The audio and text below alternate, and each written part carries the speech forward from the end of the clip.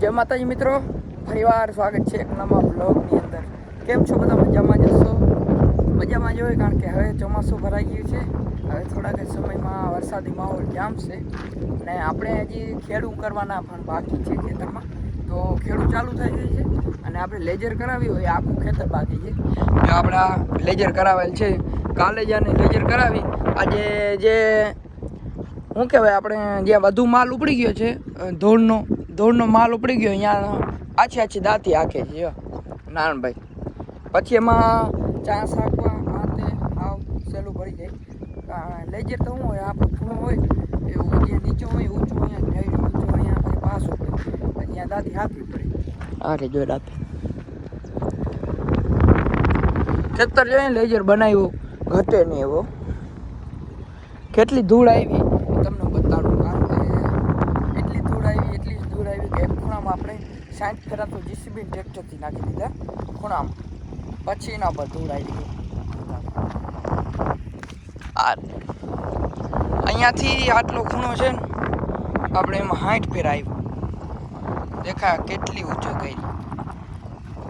આનાથી તો આપણે કંઈ ગોઠણ ઊંચી થઈ ગઈ છે યાર. હવે કોઈ દી ભવિષ્યમાં આ લેવલ કરવું હોય નહીં થાય, કારણ કે ધોવાણવાળી વસ્તુ હોય એ આમે જ હોય, ઊંચો નીચો 3 ભાગમાં ડિવાઇડેડ છે આપણે આખી જગ્યા.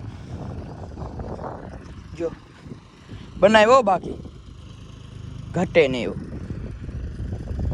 હવે આમાં આપણે શિયાળુ વાવેતરમાં પાણી કાયદેસર ચાલશે, ચોમાસા વાવેતરમાં પણ પાણી રેગ્યુલર કાયદેસર ચાલશે. નકર હું નારાયણભાઈ દંડા ફેરવી મરી જતા તોય પાતું નહીં. આટલું રહી જાય ત્યાં સુધી દંડો પુગાડવો, ઓલો કરવું, આમ દોરિયા નાખવાના, આમ નાખવાના, બે બાજુ પાણી હાલે, ફક થઈ ખાવ. હવે અહીંયાથી મૂકો ને, વરસાદનું પાણી જાય વાહ દાયર. આપણે ખાસ આ બાજુ ઊંચાણ હતી એટલે આમ ધાર રાખી છે અને આમ રાખી છે. આછી દાંતી હાલે.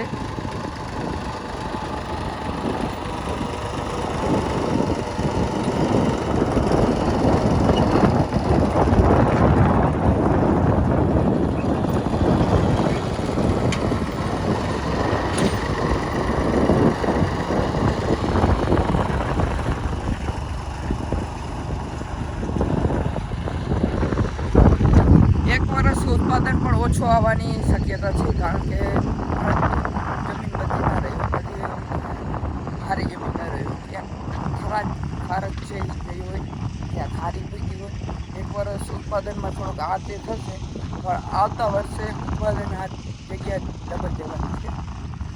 ખર્ચો કરાય. જો અહીંયાથી બતાડું કેટલું જાડ્યું, આ પારા બરાબર થઈ ગયું. ને કે આપણે અહીંયા ને હા નીચી હતી જમીન, આટલું છે દેખાય છે.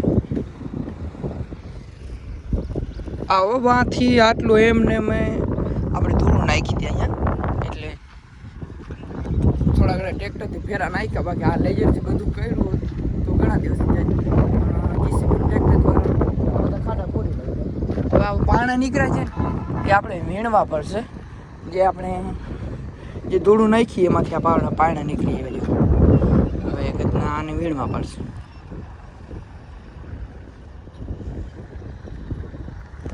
બાકી આ લેજરનું પરિણામ વાવેતર પછી ખબર પડે. આ ચોમાસામાં કેરું ઉત્પાદન દઈએ શું થાય છે એ તમને આગળ આપણે બ્લોગમાં જણાવી રહ્યો. ચોમાસામાં ખબર પડશે શું ખરેખર લેજર કામનું છે, કરાય ન કરાય જ. જો કે જમીન સપાટ આ તે હોય તો કરાય જ, પણ ઉત્પાદનની માધ્યમથી આપણે હવે આગળ ચોમાસામાં ખબર પડશે કે આ જમીન સમતલ કરવાથી શું ફાયદો થાય. અને હવે વરસાદનું પણ ટાણું ભરાઈ ગયું છે એકદમ થઈ ગયું. હવે પવન પણ હારો વાય છે અને અંબાલાલ ને બધા આગાહી હરખી દઈ દીધી છે કે ભાઈ હવે વરસાદ આવશે થોડાક દિવસમાં. આપણે 15 થી 20 તારીખનું કહીએ છીએ, એટલે અઠવાડિયું છે. અઠવાડિયામાં ખેતરને રેડી કરી નાખવાનું છે, એટલે થઈ જશે. અઠવાડિયામાં તો ખાતર વાવવાનું છે, તો ભરવાનું નથી હવે છાડી ખાતર. અને તમારી બાજુ આ થાંભલા ઉપર થાય છે નથી થતો, કોમેન્ટ કરજો.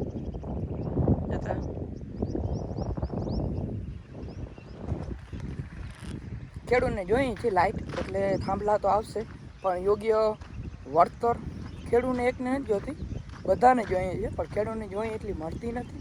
અને થાંભલા ને બધું ખેતરમાં ખેડૂતના જ હોય. ચાલો આગળ વ્લોગમાં જોડાઈ રહે. હાલ થઈ ગયો છે સાંજનો સુંદર સમય. આજની હાથમાં આવ્યો છે અને આપણે ખાસ જે આપણે ફર્યો હોય એમાં રેતી પાથરવાનું કામ ચાલુ છે. આપણી રેતી છે ભરી આવ્યા છે, એ પાથરવાનું કામ ચાલે છે. ચોમાસાની અંદર ગારો બિલકુલ નહીવત થાય એના માટે આપણે પાથરવાની છે. જો આવી કંઈક રેતી છે, જો આમ પાથરવાની ચાલુ છે એકદમ.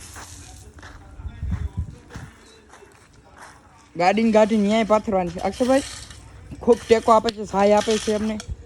હવે એનો વેકેશન ખુલી ગયો છે એટલે 1-2 દીમાં જશે એટલે દુઃખની લાગણી અનુભવશે. અને ખાસ આવા સુંદર પથ્થર જો ભગવાનની બનાવટ, સુંદર સુંદર પથ્થર નીકળે છે. આ કાંઈ સોનું બોનું નથી, હાય કાંઈક છે ખીચામ નાખી જોજ. સહી વાત. અરે એસપી સાહેબ